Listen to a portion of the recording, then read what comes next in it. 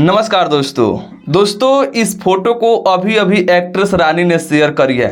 इस फोटो में आप लोग देख सकते हैं खेसारी लाल यादव जी अपने ऊपर एक्ट्रेस रानी को उठाए हुए हैं और ये किसी नया एल्बम वीडियो के शूटिंग सेट पर का ये फोटो लग रहा है। आप लोगों में से बहुत कोई समझ भी गए होंगे कि दिल्ली में खेसारी लाल यादव जी जो शूटिंग कर रहे थे एक्ट्रेस रानी के साथ और भी बहुत एक्ट्रेस के साथ में, वहीं के शूटिंग सेट पर का ये फोटो है।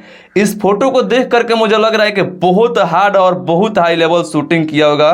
जिस भी वीडियो सॉन्ग का शूटिंग किए होंगे खेसारी लाल यादव जी, और इस फोटो को देखकर जहां तक मुझे लग रहा है कि यह फोटो खेसारी भैया का जो गाना शूटिंग हुआ है उस गाने के जो पोस्टर आएगा उस पर भी लग सकता है। मुझे जहां तक लग रहा है, अब लगेगा कि नहीं ये नहीं पता है, लेकिन आप लोग गेस कीजिएगा या अगर आएगा तो आप लोग देख भी लीजिएगा।